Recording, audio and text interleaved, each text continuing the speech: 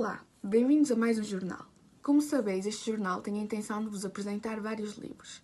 O livro que decidimos apresentar hoje é o livro de António Pigafetta, A Primeira Viagem ao Redor do Mundo. Com muita sorte, nós pudemos entrevistar dois desses personagens bastante importantes que encontramos no livro e principalmente o autor, António Pigafetta.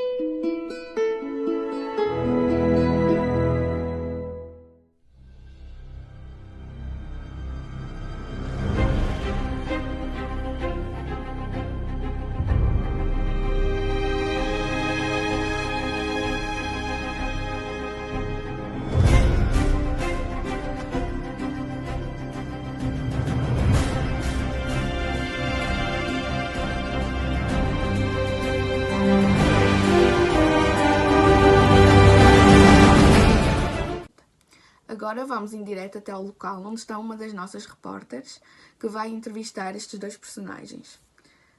Sim, Hortense, estás-me a ouvir? Sim, Ana. Hoje vamos entrevistar António Pigafetta e Fernando de Magalhães.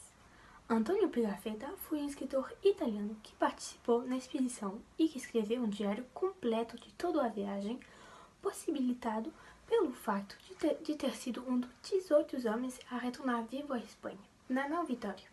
Fernando de Magalhães foi um navegador português que se notabilizou por ter encabeçado a primeira viagem de circunnavigação. Hoje vamos tentar entender um pouco como se desenrolou essa viagem.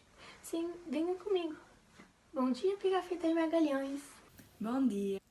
Bom dia. Hoje vamos falar da vossa viagem. Qual foi o objetivo de cada um de vós durante essa viagem? O meu objetivo desta viagem foi relatar todos os acontecimentos, as paisagens e as pessoas que encontramos. O meu objetivo era descobrir uma nova rota marítima que atingisse as Molucas pelo ocidente, por mares não reservados aos portugueses no Tratado de Tordesilhas e, além disso, provar que as Ilhas das Especiarias se situavam no hemisfério castelhano. Para quem fizeram essa viagem e quando partiram de Espanha? Fizemos esta viagem ao serviço do rei de Castela, Carlos V. Por isso saímos de Espanha no dia 10 de agosto de 1519 com 5 caravelas: San Antonio, Concepción, Victoria, Santiago e Trinidad, a capitânia, com 240 homens. Quando e quem conseguiu regressar à Espanha? Uma única nau, a Victoria, conseguiu completar a circunnavigação do globo, alcançando Sevilha em setembro de 1522, com apenas 18 homens na tripulação. Juan Sebastián Elcano, a restante tripulação da expedição de Magalhães e o último navio regressaram decorridos 3 anos após a partida. Mas o que aconteceu com os 4 outros navios? Porque tinham 5 no começo da De viagem. facto, a nau Trinidad acabou por permanecer nas Ilhas Malucas para reparos e a outra naufragou.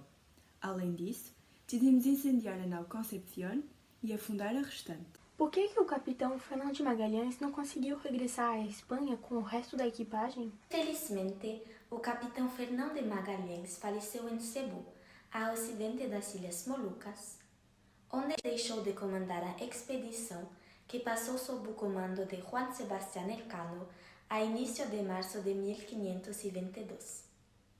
Muito bem, obrigada por essa entrevista. Grazie mille e até logo!